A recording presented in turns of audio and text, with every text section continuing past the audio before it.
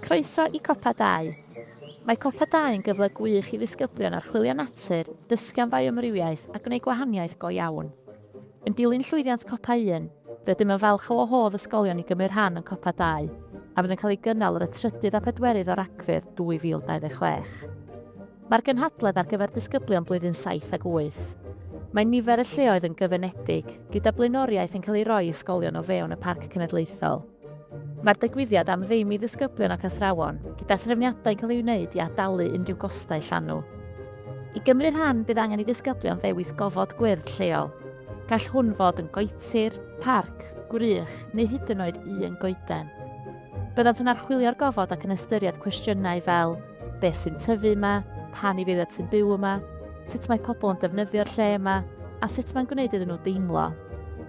Gall disgyblion gyflwyno eu gwaith mewn unrhyw ffordd sy'n addas iddyn nhw, naill ai'n Gymraeg neu yn Saesneg. Gall hyn gynnwys celf, fideo, poster, map, graffiau neu adroddiad. Mae cymorth gan arbenigwyr ar gael ar gyfer y gwaith maes, gyda sesiynau'n cael eu cynnal ym mis Mehefin a Gorffennaf.